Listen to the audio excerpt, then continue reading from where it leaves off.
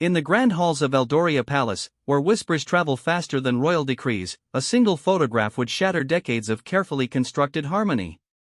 What started as a routine charity gala would become the catalyst for the most explosive royal scandal in modern history. When Lady Charlotte Ashworth, stepdaughter to Queen Consort Victoria, took the microphone that fateful evening, she had no idea her words would ignite a fire that would consume the very foundations of the monarchy. 3 generations of royal blood, bound by duty but divided by secrets, were about to discover that some truths are too dangerous to remain buried. The crystal chandelier cast dancing shadows across the marble floors of Eldoria Palace's grand ballroom as Lady Charlotte Ashworth adjusted her emerald gown one final time. Tonight's Children's Foundation Gala was supposed to be another routine royal appearance, another opportunity to smile graciously and raise funds for worthy causes. But, as she watched Crown Prince Alexander exchange tense glances with Princess Margaret across the crowded room, Charlotte sensed an undercurrent of tension that had nothing to do with charity work. At 28, Charlotte had spent the better part of a decade navigating the treacherous waters of royal protocol since her mother, Victoria Ashworth, married King Edmund 3 years after Queen Isabella's tragic death.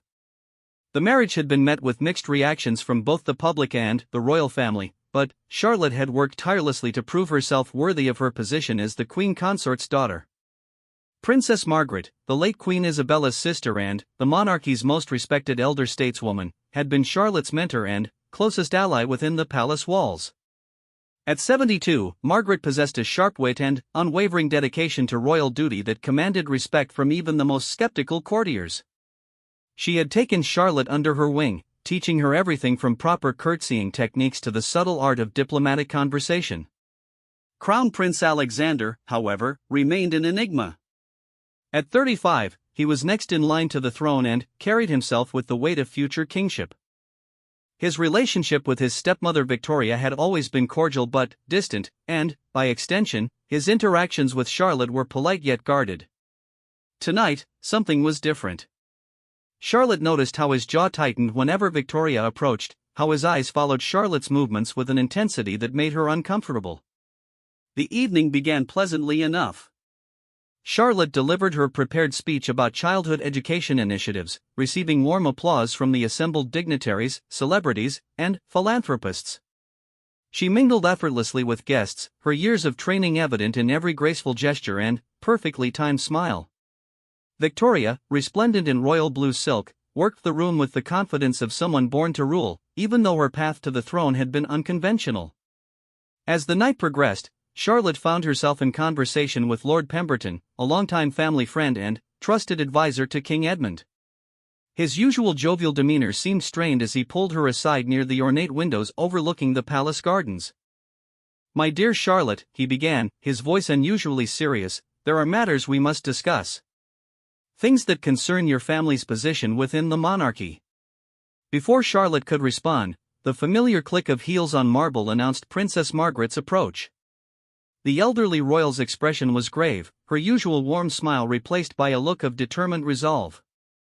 "Lord Pemberton," Charlotte, Margaret nodded curtly. "I believe we need to have a private conversation.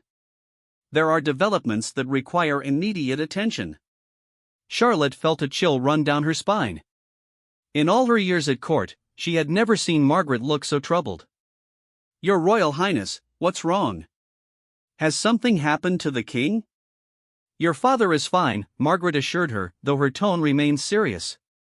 "But there are other matters. Matters concerning your mother's past that may soon become public knowledge." The weight of Margaret's words settled over Charlotte like a heavy cloak.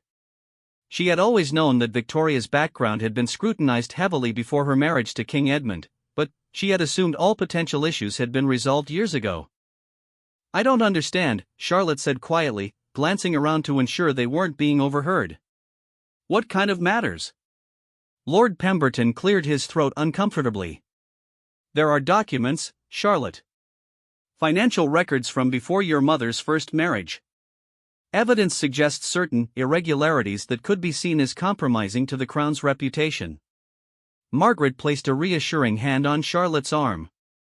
"We've been investigating these claims for several weeks now. The palace press office received an anonymous tip, and we wanted to verify the information before involving you or your mother." Charlotte's mind raced. Her mother's first marriage had been brief and ended amicably before Charlotte was born. Victoria had always been open about her past, or so Charlotte had believed. What kind of irregularities are we talking about? Tax evasion, potential money laundering through her late husband's business dealings, Lord Pemberton explained grimly. If these allegations prove true, it could create a constitutional crisis. The monarchy cannot be seen as harboring individuals with criminal connections, however inadvertent. The blood drained from Charlotte's face. She thought of her mother, currently holding court near the auction display, laughing melodiously at something the French ambassador had said. Victoria had always carried herself with such dignity and grace, never giving any indication that shadows from her past might threaten their carefully constructed new life. How long do we have? Charlotte asked, her voice barely above a whisper. The source claims they'll go public within the week unless certain demands are met, Margaret replied. We need to prepare for every possible scenario, including the possibility that your mother may need to step back from royal duties temporarily while this is resolved. Charlotte felt the room spinning slightly. Everything she had worked for, every relationship she had built within the royal family, every charitable initiative she had championed could be destroyed by events that occurred before she was even born. Does Prince Alexander know? She asked. Margaret and Lord Pemberton exchanged glances. He was briefed this morning, Margaret confirmed. His reaction was complicated. He's concerned about the monarchy's stability, naturally, but he's also protective of his father's happiness. Charlotte understood the delicate position Alexander found himself in. King Edmund genuinely loved Victoria, and their marriage had brought him joy after years of mourning Queen Isabella. But Alexander's primary duty was to protect the crown, even if it meant making painful personal sacrifices. Across the ballroom, Charlotte caught sight of Alexander deep in conversation with the Prime Minister's Chief of Staff. Their body language suggested serious discussion, and she noticed how Alexander's gaze occasionally drifted toward Victoria and, then, to Charlotte herself. What do you need me to do? Charlotte asked, drawing upon the strength and composure that years of royal training had instilled in her. For now, nothing, Margaret said firmly. Continue with your scheduled appearances, maintain normalcy. But, be prepared for anything. If this situation escalates, you may find yourself at the center of a media storm unlike anything the monarchy has faced in decades. Lord Pemberton nodded gravely. The palace lawyers are working around the clock to verify these claims and explore our legal options. But, Charlotte, you must understand that if even a portion of these allegations prove credible, it will change everything. As if sensing their intense discussion, Victoria began making her way across the ballroom toward them. Her radiant smile faltered slightly when she noticed their serious expressions, but she maintained her composure as she approached. My goodness, you all look as though you're planning a state funeral, Victoria said with forced lightness. Surely nothing could be that serious on such a lovely evening. Charlotte felt her heart break a little as she looked at her mother. Victoria had sacrificed so much to fit into this world, learning new protocols, taking on charitable responsibilities, and enduring constant public scrutiny. The thought that her past might now destroy everything they had built together was almost unbearable. We were just discussing the upcoming autumn schedule, Margaret said smoothly, her years of diplomatic experience evident in her seamless deflection. Rather overwhelming when you see it all laid out at once. Victoria's relief was palpable, though Charlotte detected a flicker of uncertainty in her mother's eyes.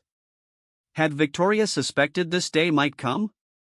Had she been living with the fear that her past would eventually catch up with her? The remainder of the evening passed in a blur of forced smiles and mechanical conversations. Charlotte found herself studying every guest, wondering who might be the source of these devastating allegations. Was it someone in this very room, someone who had been biding their time, waiting for the perfect moment to strike?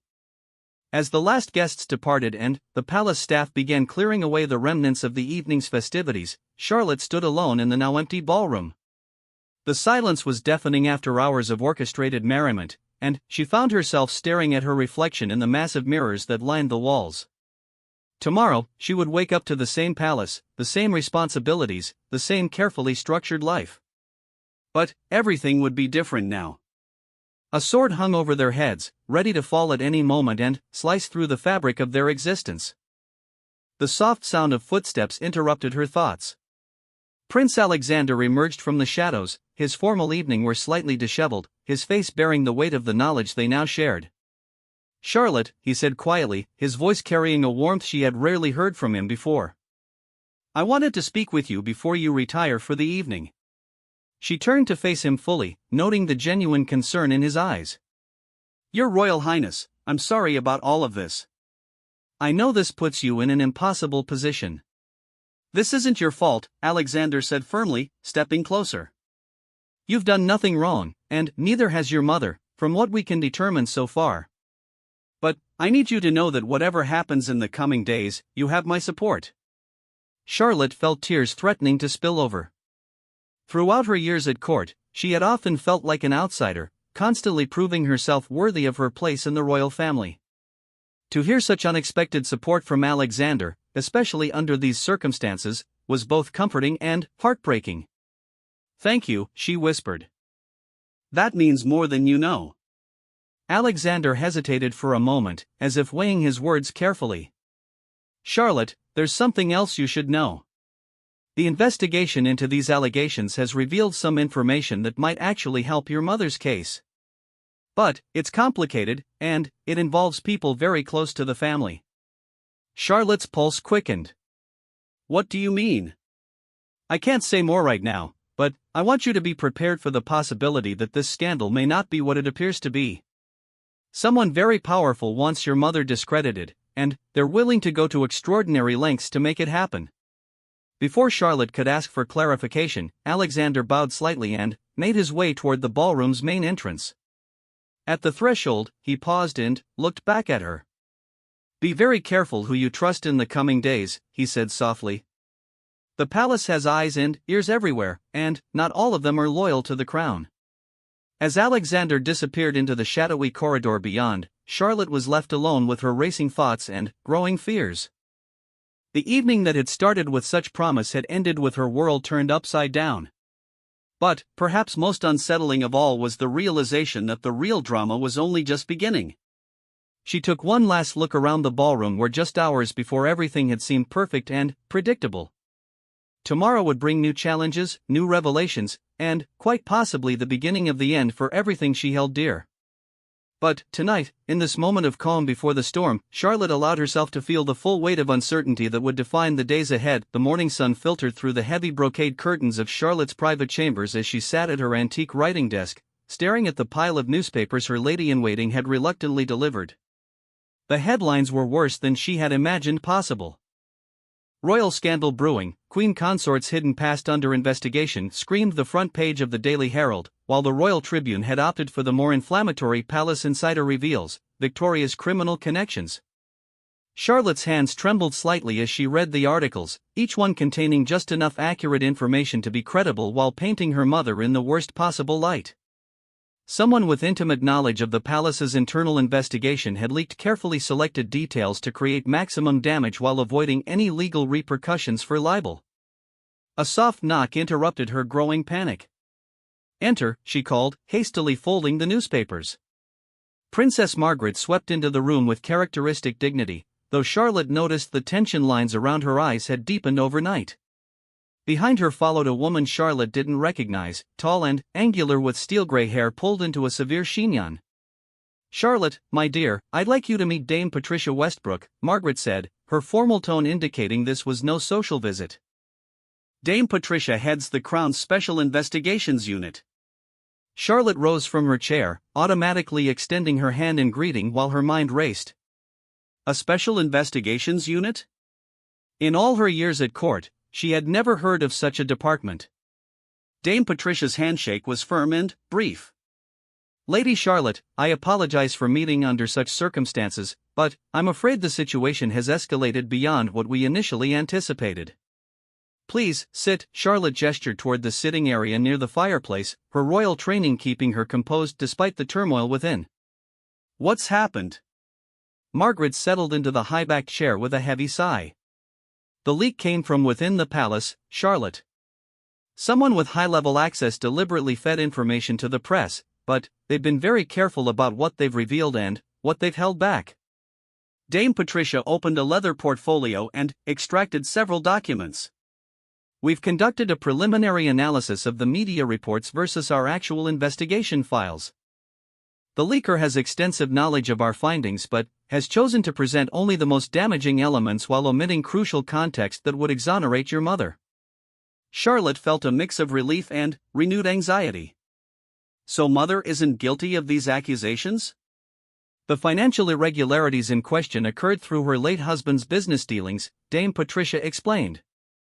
Your mother was listed as a director of several companies, but the evidence suggests she had no active role in their operations and was unaware of any illegal activities. She was, in essence, a victim of her husband's deception. Then, why hasn't this been made public? Charlotte asked. Surely clearing mother's name should be our priority. Margaret and Dame Patricia exchanged glances that sent a chill down Charlotte's spine. There was clearly more to this situation than financial misconduct.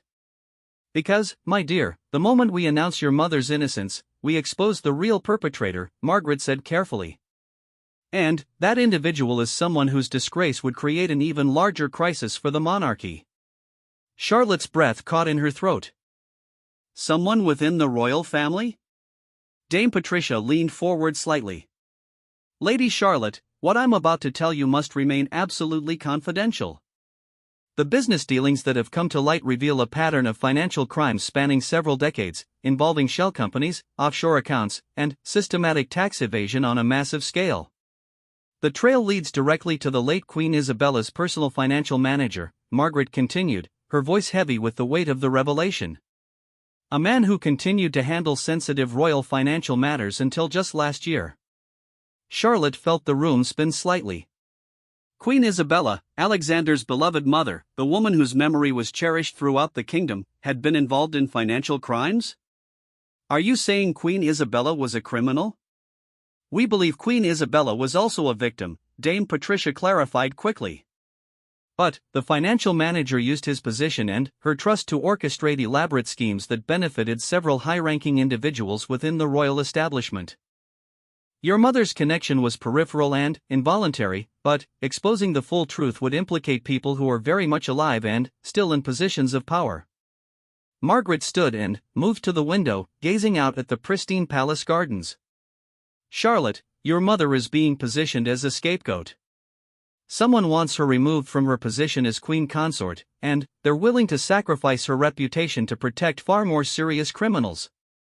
The implications hit Charlotte like a physical blow. Who would benefit from destroying mother's reputation?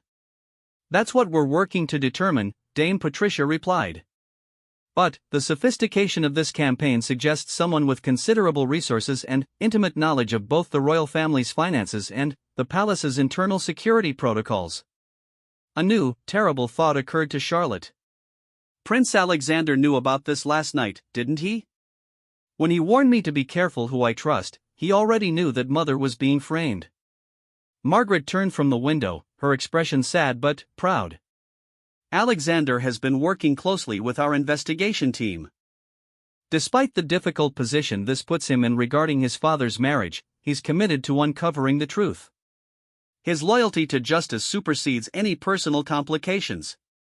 Charlotte felt a surge of gratitude toward her stepbrother, followed immediately by guilt for having doubted his motivations. What happens now? How do we prove mother's innocence without destroying Queen Isabella's memory or exposing these other crimes? Dame Patricia consulted her notes. We're pursuing several strategies simultaneously. First, we're conducting discreet interviews with individuals who worked closely with the financial manager during the relevant time periods. Second, we're analyzing financial records to establish a clear timeline that demonstrates your mother's lack of involvement. Third, we're attempting to identify the source of the leaks and their motivation. And fourth, Margaret added with a steely determination that reminded Charlotte why the elderly princess was so respected, we're preparing for the possibility that we may need to expose the entire network of corruption, regardless of the short-term damage to the monarchy's reputation. The weight of these revelations settled heavily on Charlotte's shoulders. Her mother, innocent of any wrongdoing, had become a pawn in a much larger game involving decades of financial crimes and palace intrigue. The very people who should have been protecting the royal family had instead been exploiting their positions for personal gain. "There's something else," Dame Patricia said quietly. "We have reason to believe that your mother's marriage to King Edmund was not coincidental. Someone may have orchestrated their introduction and subsequent courtship as part of a longer-term strategy." Charlotte's blood ran cold. "You're suggesting that Mother's entire relationship with the king was manipulated?" "Not manipulated, exactly," Margaret clarified. "Their love for each other is genuine, we have no doubt about that. But the circumstances that brought them together, the timing of their meeting, the people who introduced them, these elements show signs of careful orchestration." The implications were staggering. If Victoria's marriage to King Edmund had been part of some elaborate scheme, then Charlotte's entire life within the royal family had been built on a foundation of deception. But deception orchestrated by whom, and for what purpose? "Who introduced my mother to the king?" Charlotte asked, though she dreaded the answer. Dame Patricia consulted her files. Lord Pemberton organized the charity event where they first met. He personally ensured that your mother was seated at the king's table and arranged for several subsequent social encounters. Charlotte felt the ground shifting beneath her feet. Lord Pemberton, the family friend who had seemed so concerned about the allegations against her mother just the night before, had apparently been involved in bringing her parents together. Was he part of the conspiracy, or merely an unwitting participant in someone else's plan? We've also discovered that several of the companies connected to the financial scandal donated substantial amounts to that same charity over the years, Margaret added. Money that may have been laundered through charitable donations, with your mother's unwitting participation providing a veneer of respectability. The sophisticated nature of the conspiracy was becoming clear, but so was its vulnerability. If they could prove that Victoria had been targeted and manipulated, that she had been used as an unwitting accomplice in crimes she never knew were being committed, then surely public opinion would shift in her favor. "Dame Patricia, do we have any idea how long this investigation will take?" Charlotte asked. The media attention is only going to intensify, and Mother can't remain under suspicion indefinitely. That depends largely on whether the perpetrators make any additional moves, Dame Patricia replied. They've shown their hand by leaking information to the press, which suggests they feel pressured to act quickly. That pressure could lead them to make mistakes that expose their identities. Margaret returned to her seat, her expression thoughtful. Charlotte, there's another aspect to consider. If someone has gone to such elaborate lengths to position your mother as a scapegoat, they must believe they have something significant to gain from her downfall. The question is, what? Charlotte pondered this for a moment before a chilling possibility occurred to her. Could this be about the succession? If Mother is disgraced and forced to step down, would that affect Alexander's position as heir? Not directly, Dame Patricia said. But it could destabilize King Edmund's reign and create pressure for him to abdicate in favor of Alexander. If someone wanted to accelerate Alexander's accession to the throne, creating a major scandal around the king's second marriage would certainly achieve that goal. Margaret frowned. But who would benefit from Alexander becoming king sooner rather than later? He's already the heir apparent, and Edmund is in excellent health.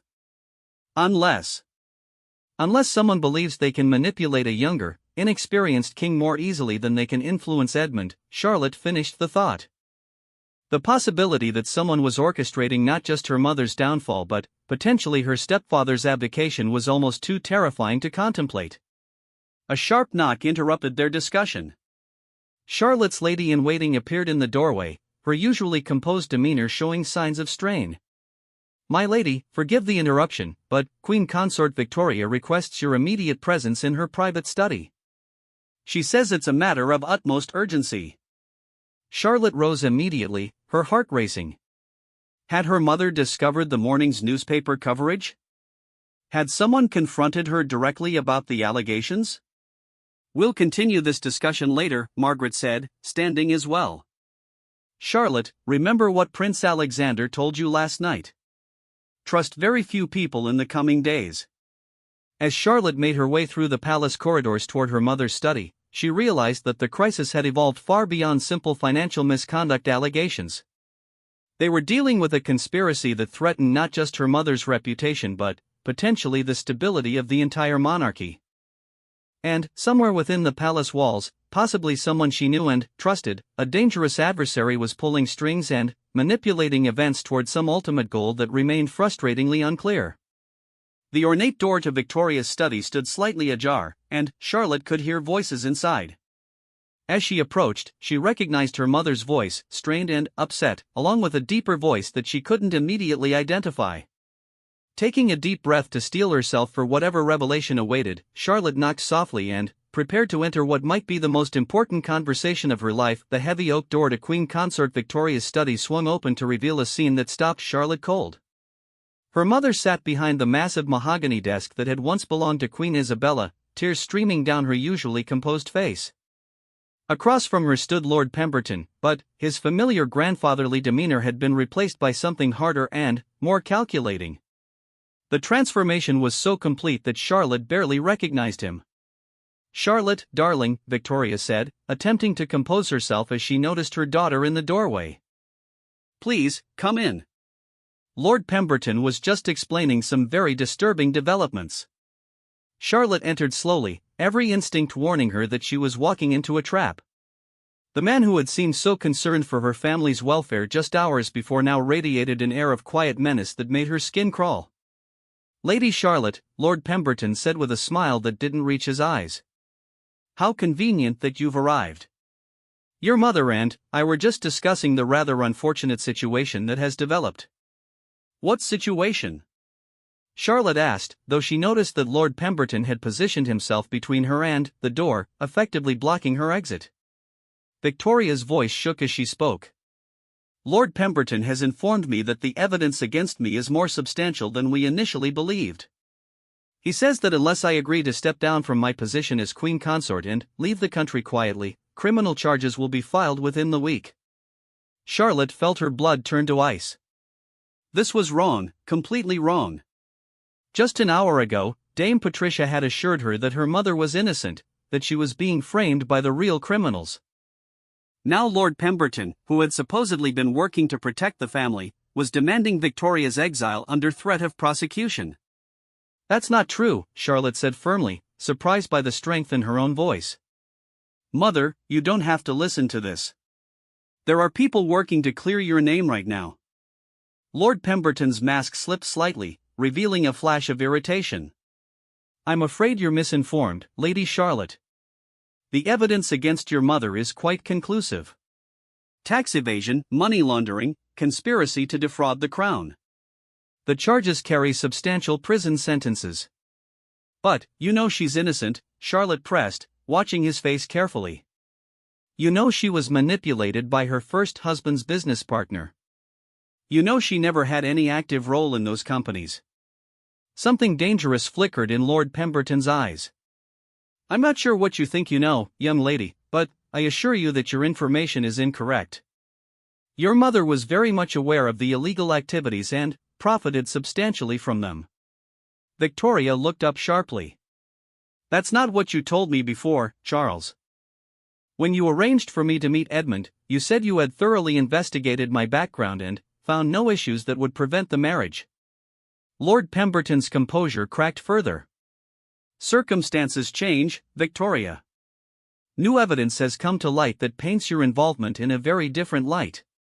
Charlotte watched this exchange with growing certainty that they were witnessing Lord Pemberton's true nature for the first time. His earlier persona as the concerned family friend had been completely fabricated, and now he was revealing himself as someone far more sinister. "What evidence?" Charlotte demanded. "Show us these documents that supposedly prove Mother's guilt." "I don't think that would be advisable," Lord Pemberton said smoothly. "The less you know about the specific details, the better protected you'll be from any legal complications." It was a masterful deflection, but Charlotte caught the underlying message. He didn't want them to see the evidence because it would expose the flaws in his accusations. Dame Patricia had been right, the leaked information contained just enough truth to be believable while omitting the crucial context that would exonerate Victoria. "You orchestrated this entire thing, didn't you?" Charlotte said, pieces of the puzzle suddenly falling into place. You arranged for Mother to meet King Edmund, you had access to the financial records that implicated her first husband, and you've been planning this from the beginning. Lord Pemberton's pleasant facade finally dissolved completely. You're a clever girl, Charlotte, but cleverness without power is merely an inconvenience. Victoria stared at him in shock. Charles, what are you saying? You've been our friend for years. You were Edmund's trusted advisor long before I entered the picture. I've been a great many things to a great many people, Lord Pemberton replied coldly. But friendship was never one of them. Everything I've done has been in service of a larger purpose. Charlotte felt a chill of recognition. You're the one who's been embezzling from the royal finances. You used Queen Isabella's trust to steal millions, and, when that money trail was discovered, you needed someone to blame. Very good, Lord Pemberton said with mock applause. Though embezzling is such an ugly word. I prefer to think of it as strategic resource reallocation. The monarchy has far more wealth than it could ever need, while there are those of us who have devoted our lives to its service with relatively modest compensation. Victoria stood shakily from behind the desk. You used me. My marriage, my relationship with Edmund, everything was part of your plan to cover up your crimes. Not entirely, Lord Pemberton conceded. Your genuine affection for each other was an unexpected bonus that made the whole arrangement more credible. But, yes, your background made you the perfect candidate to eventually take the fall for financial irregularities that might one day come to light. The cold calculation behind his words was breathtaking. He had orchestrated Victoria's entire life within the royal family, knowing from the beginning that he might one day need to sacrifice her to protect himself. But, why now? Charlotte asked. What's changed that makes you need to activate this plan? Lord Pemberton glanced at his watch, and Charlotte noticed for the first time that he seemed to be waiting for something. Let's just say that certain other parties have become involved in the investigation, parties that threaten my carefully laid plans. Your mother's resignation and departure must happen before they can interfere further. Charlotte realized he was talking about Dame Patricia and the Special Investigations Unit. They had gotten too close to the truth, and now Lord Pemberton was being forced to play his hand before he was ready. What makes you think we'll agree to any of this? Charlotte challenged. We could walk out of here right now and tell everyone exactly what you've just admitted. Lord Pemberton smiled, and the expression was more terrifying than his anger had been. Because, my dear Charlotte, you're not walking out of here. Not until this matter is resolved to my satisfaction. The implication hit her like a physical blow. They were being held captive in Victoria's own study by a man they had trusted for years. Charlotte's mind raced, trying to remember the layout of the room and whether there might be another way to summon help. The palace is full of people, Victoria said, though her voice lacked conviction. Someone will notice if we don't appear for our scheduled appointments. I've taken the liberty of canceling your engagements for the day, Lord Pemberton replied. Told your staff that you're indisposed due to the stress of recent revelations. No one will think to check on you until this evening at the earliest. Charlotte realized they needed to buy time and hoped that Dame Patricia or Prince Alexander would notice their absence. But she also understood that Lord Pemberton wouldn't have moved against them unless he believed he could complete his plan quickly and effectively. What happens to us after Mother signs this resignation? Charlotte asked, though she dreaded the answer. You'll both leave England quietly and permanently, Lord Pemberton explained matter-of-factly. Victoria will issue a statement accepting responsibility for the financial crimes and expressing her desire to spare the royal family any further embarrassment. In return, criminal charges will be dropped, and you'll both be free to start new lives somewhere far from here. And, if we refuse? Lord Pemberton's expression darkened.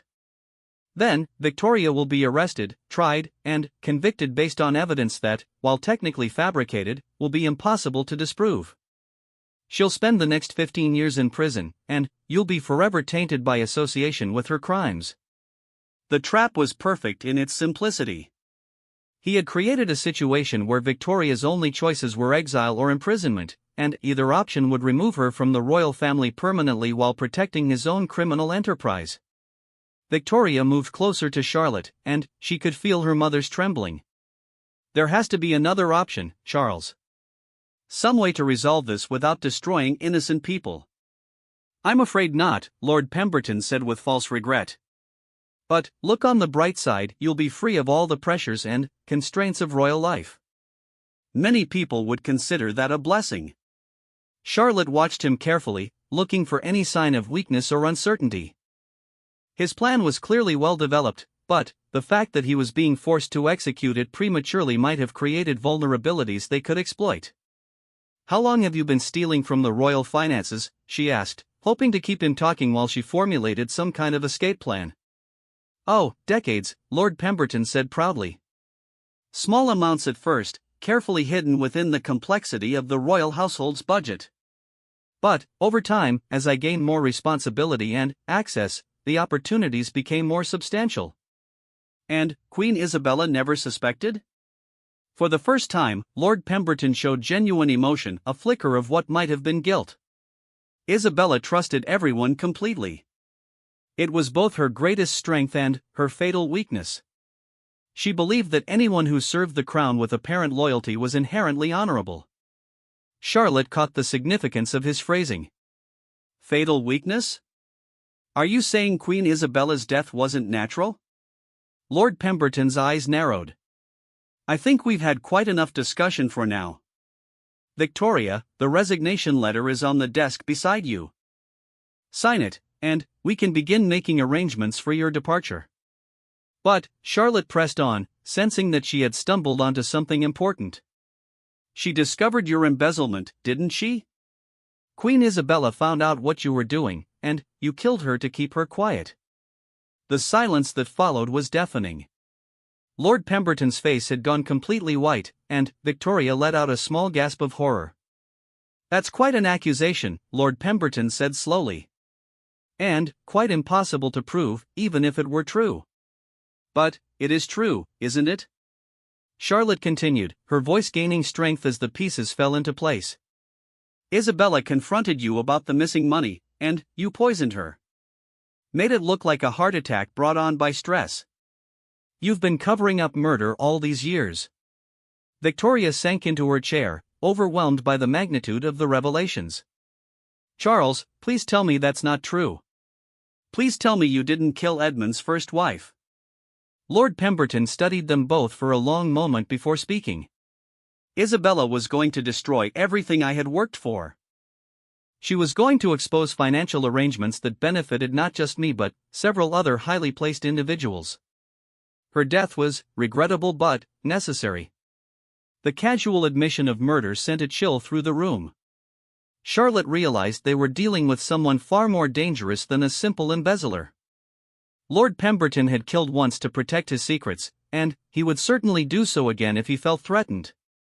As if reading her thoughts, Lord Pemberton reached into his jacket and withdrew a small vial filled with clear liquid.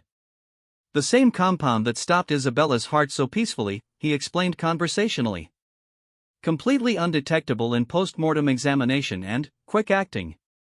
1 drop in a cup of tea, and the victim simply stops. Charlotte's blood ran cold as she realized the true extent of their danger. Lord Pemberton wasn't planning to let them leave England alive.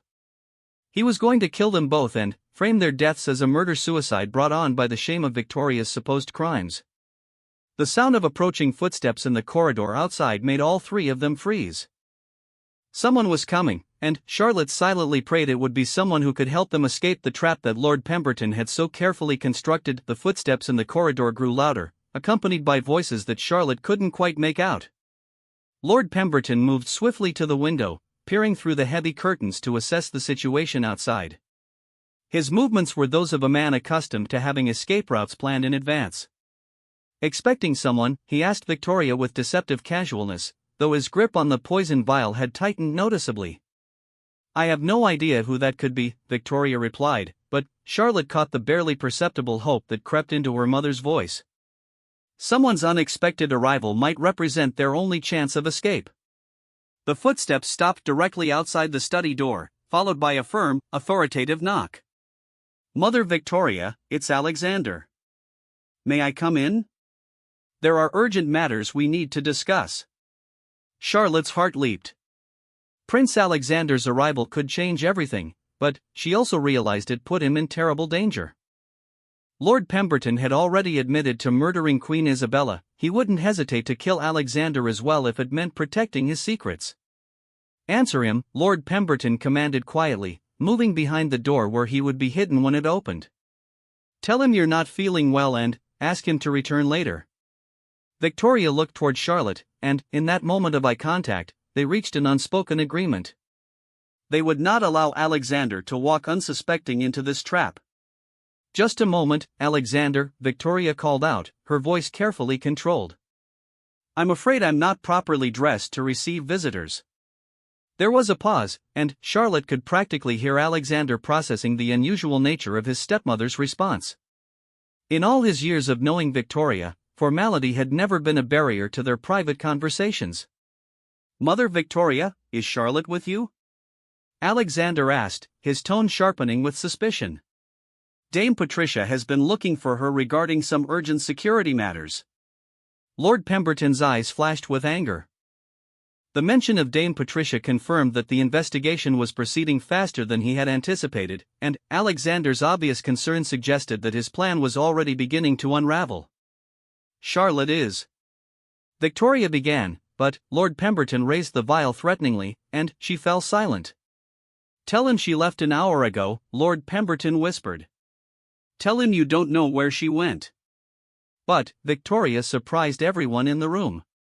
Instead of following Lord Pemberton's instructions, she suddenly shouted, "Alexander, don't come in. Lord Pemberton is here," and Lord Pemberton lunged toward Victoria, but Charlotte threw herself between them, knocking the vial from his hand. It shattered against the marble floor, its contents spreading harmlessly across the stone. The study door burst open, and Alexander rushed in, followed closely by 2 palace security officers and Dame Patricia. The sight that greeted them, Lord Pemberton struggling with Charlotte while Victoria cowered behind the desk, told them everything they needed to know about the true nature of the situation.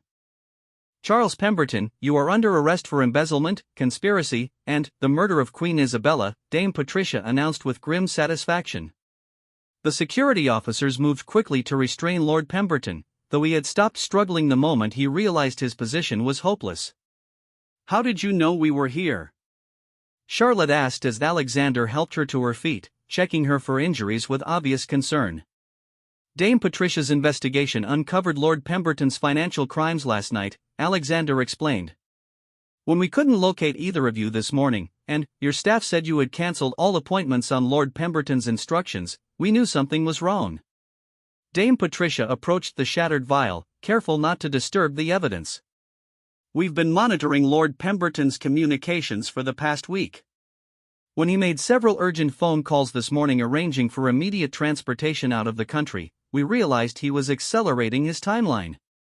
Victoria emerged from behind the desk, still shaking from the ordeal. "He confessed everything: the embezzlement, Isabella's murder, his plan to frame me for crimes I never committed. He's been planning this for years." Lord Pemberton, now secured in restraints, looked at the assembled group with a mixture of defiance and resignation. "You have no idea what you've done.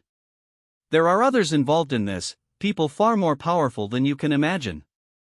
My arrest won't end anything, it will only make them more desperate and dangerous." Dame Patricia studied his face carefully. "Who else is involved, Charles? Give us names, and perhaps we can arrange for some measure of protection in prison." "Protection?" Lord Pemberton laughed bitterly. "You think bars and guards will keep me safe from people who have been manipulating royal finances for decades? I'll be dead within a week, whether I talk or not." Alexander stepped forward, his expression grave. "Then, you'd better tell us everything you know while you still can. If there are others who pose a threat to the crown, we need to identify them before they can strike again." Lord Pemberton considered this for a moment, weighing his limited options. "There's a consortium," he said finally. "Wealthy individuals, some with hereditary titles, others with substantial business interests. They've been using the royal family's financial structure as a front for money laundering and tax evasion for over 20 years. And Queen Isabella discovered this?" Charlotte asked. Isabella stumbled onto irregularities in the charitable foundation accounts, Lord Pemberton confirmed. She was brilliant with numbers, much more so than anyone gave her credit for. When she started asking questions about discrepancies in donation records and expenditure reports, I knew it was only a matter of time before she uncovered the entire operation. Dame Patricia took detailed notes as Lord Pemberton continued his confession. The poison was provided by Dr. Marcus Whitfield, the royal physician. He's been part of the consortium from the beginning, using his position to cover up various health issues that might have exposed our activities. Alexander's face darkened. Dr. Whitfield has been treating my father for years. If he's compromised, then father could be in immediate danger. Not immediate, Lord Pemberton said. Edmund's continued good health serves their purposes. But, if he ever becomes inconvenient. He let the implication hang in the air. Charlotte felt sick as she realized the extent of the conspiracy. How many people within the palace are involved? More than you'd like to know, Lord Pemberton replied. The consortium has spent decades placing their people in key positions throughout the royal household. Financial advisors, security personnel, even some of the senior household staff. Dame Patricia looked up from her notes. We'll need a complete list of everyone involved, along with details about their specific roles in the conspiracy. In exchange for what? Lord Pemberton asked. I've already told you my life expectancy can now be measured in days, not years. What possible incentive do I have to cooperate further? Alexander considered this for a moment before speaking. Because if you help us expose the entire network, we might be able to prevent them from finding another scapegoat to replace you. They'll likely try to pin everything on you posthumously, but if we have a complete record of their operations, we can ensure that the truth comes out. Lord Pemberton's expression suggested he was genuinely considering this offer. There are financial records hidden in a safety deposit box in Geneva. The key is hidden behind the false back of the bottom drawer in my study desk. Those documents contain everything: names, account numbers, transaction records spanning 2 decades. Dame Patricia immediately dispatched one of the security officers to secure Lord Pemberton's study and retrieve the hidden key. What else do we need to know about immediate threats to the royal family? Victoria was always meant to be a temporary scapegoat, Lord Pemberton explained. If that plan had succeeded, they would have moved on to targeting other family members who might pose a threat to their operations. Princess Margaret's financial oversight role makes her a particular concern for them. Charlotte's blood ran cold. Are you saying they would have killed Princess Margaret too? Without hesitation, Lord Pemberton confirmed. Margaret's reputation for thoroughness and attention to detail has always made the consortium nervous. They've been looking for an opportunity to remove her from any position where she might stumble onto their activities. Alexander immediately activated his secure communication device to arrange for additional protection for Princess Margaret. What about other family members? Are Charlotte and Victoria still in danger now that this plan has failed? Lord Pemberton shrugged. That depends entirely on how desperate the remaining consortium members become. With me in custody and their financial records compromised, they may decide that eliminating all potential witnesses is their only remaining option. The weight of this revelation settled over the room like a heavy blanket. What had begun as an investigation into financial misconduct had revealed a conspiracy that threatened the very foundations of the monarchy and put multiple members of the royal family in mortal danger. Dame Patricia closed her notebook and addressed the group. We need to move quickly to arrest the other consortium members before they realize how much we know. Lord Pemberton, you'll be transferred to a secure facility immediately, and we'll need those financial records within the hour. What about Dr. Whitfield? Victoria asked. If he's been providing poisons and covering up murders, shouldn't he be our first priority? Alexander nodded grimly. I'll have father's food and medication tested immediately, and we'll arrange for a replacement physician from outside the palace. We can't take any chances with his safety. As the security officers prepared to escort Lord Pemberton from the room, he looked back at Victoria with something that might have been genuine regret. For what it's worth, Victoria, I am sorry that you became entangled in this. Your marriage to Edmund was supposed to provide perfect cover for our operations, but somewhere along the way, you and Charlotte became real people to me rather than just useful pawns." "That doesn't excuse what you did to Isabella," Victoria replied firmly. "Or what you were prepared to do to us." "No," Lord Pemberton agreed quietly. "It doesn't. But perhaps it explains why I'm choosing to help you now, even though it almost certainly means my death."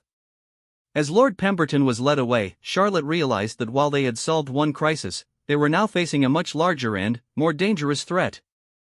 The consortium that had been operating within the palace walls was still mostly intact, and they would undoubtedly respond to Lord Pemberton's capture with increasingly desperate measures. The real battle for the safety and integrity of the royal family was just beginning. The secure conference room in the palace's underground bunker had been hastily converted into a war room.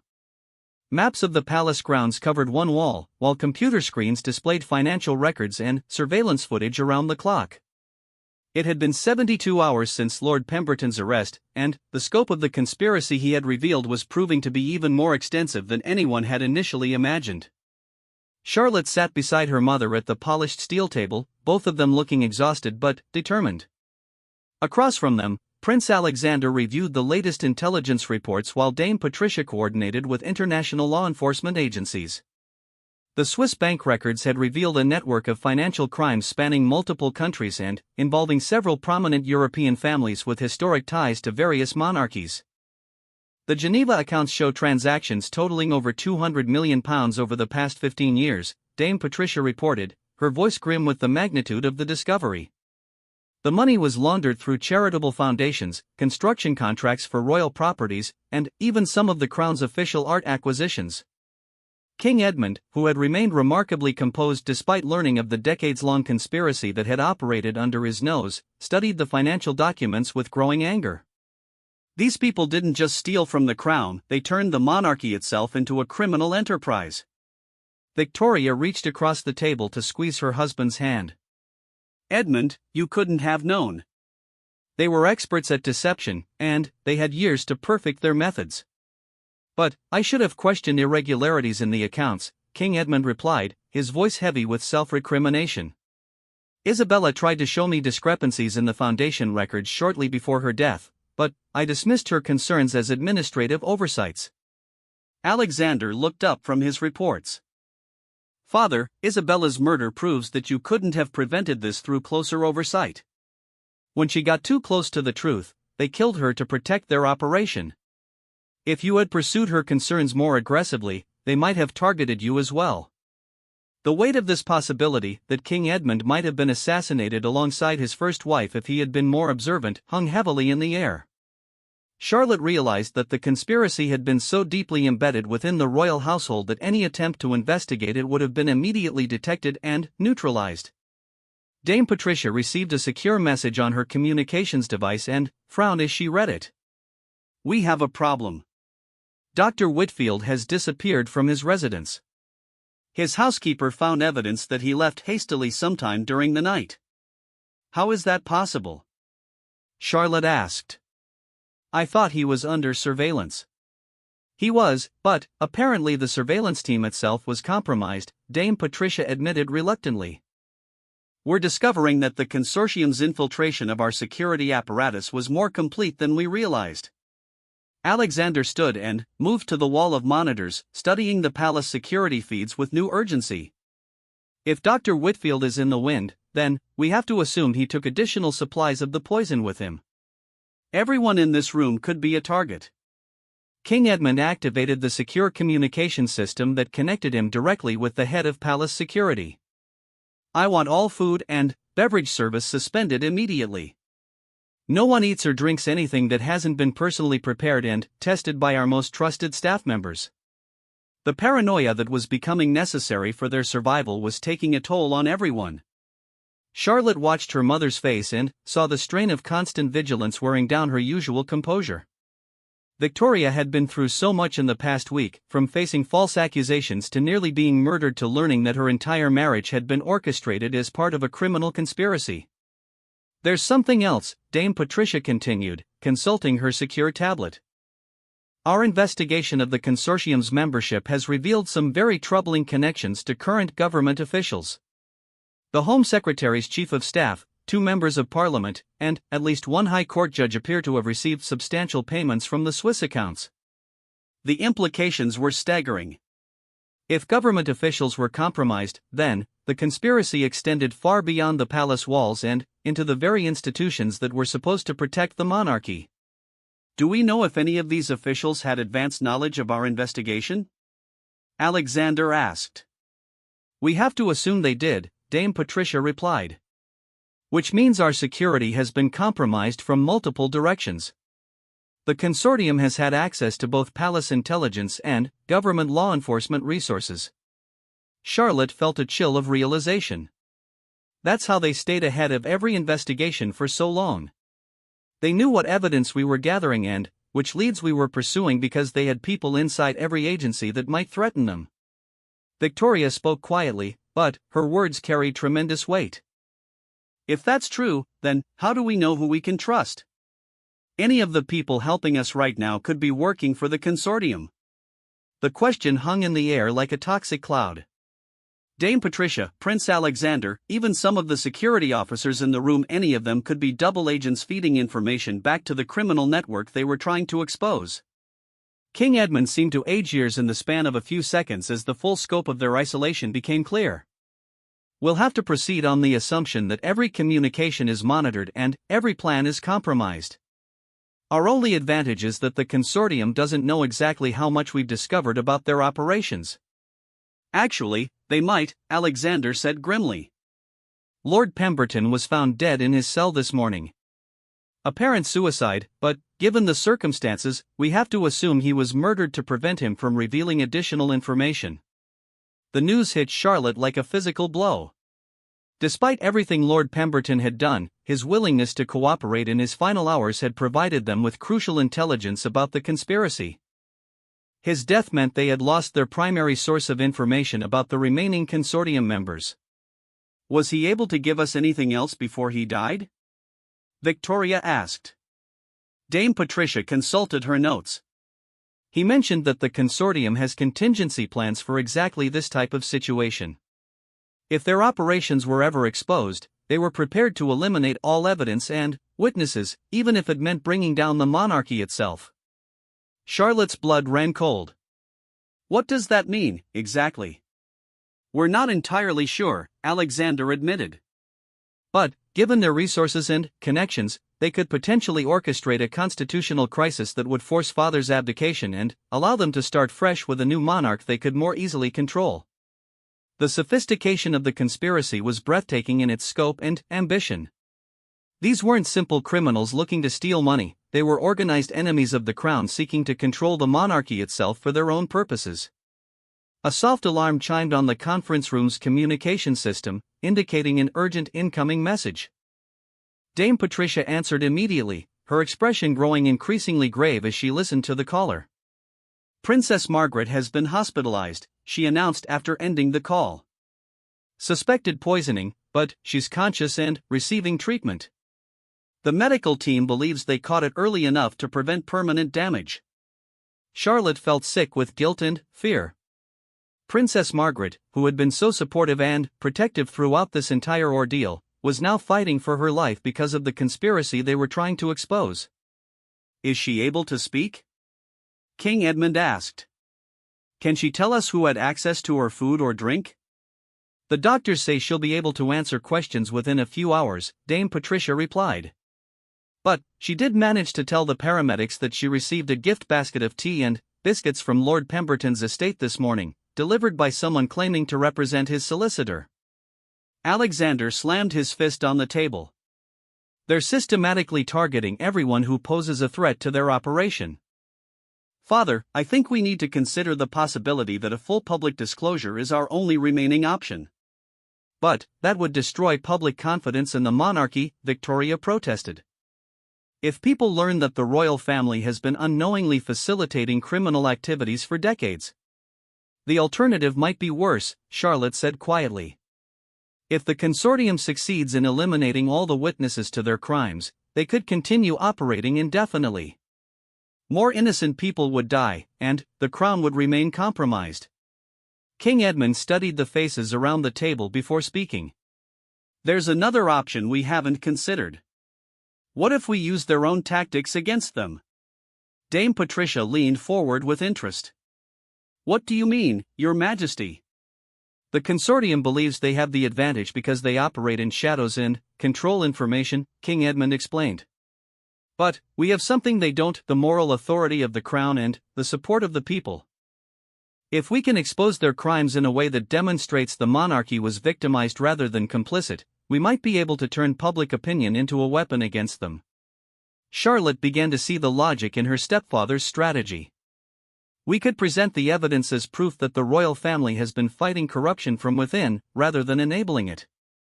Mother's near sacrifice could be portrayed as an example of how far these criminals were willing to go to protect their operation. Alexander nodded enthusiastically. And Princess Margaret's poisoning proves that they're willing to attack the most respected members of the royal family to protect their secrets. That would generate enormous public sympathy and support for aggressive prosecution. Dame Patricia was already taking notes. We'd need to coordinate the disclosure carefully to ensure maximum impact while protecting any ongoing investigations. But, with the right presentation, this could actually strengthen the monarchy's position rather than undermining it. Victoria looked uncertain. Are we sure we want to make our family the center of such a public spectacle? The media attention will be intense, and there's no guarantee the public will react the way we hope.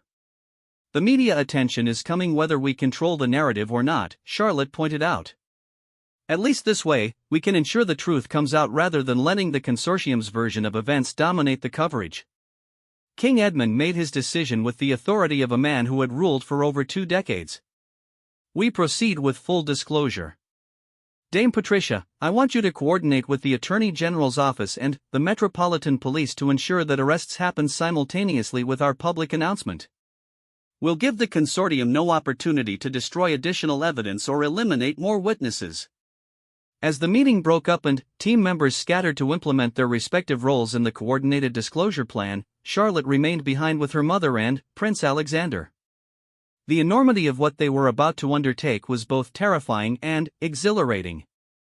Are we doing the right thing? Victoria asked quietly. Alexander answered with conviction. We're fighting for the integrity of the institution we've all sworn to serve. Whatever the personal cost, that's a battle worth fighting. Charlotte realized that in the space of a week, her understanding of her place within the royal family had been completely transformed. She was no longer simply a stepdaughter trying to prove her worthiness, she had become a defender of the crown itself against enemies who had operated in shadows for decades. Tomorrow, the world would learn about the conspiracy that had nearly destroyed the British monarchy from within. But tonight, for perhaps the last time in years, the royal family could stand united in their commitment to truth and justice, regardless of the personal consequences that lay ahead. The battle for the soul of the monarchy was about to be fought in the full glare of public scrutiny, and Charlotte was determined to ensure that when it was over, the crown would emerge stronger and more trustworthy than ever before. The conspiracy that had begun with Queen Isabella's murder and nearly ended with Victoria's exile was finally about to be exposed to the light of day, and, with it, perhaps the royal family could finally find peace.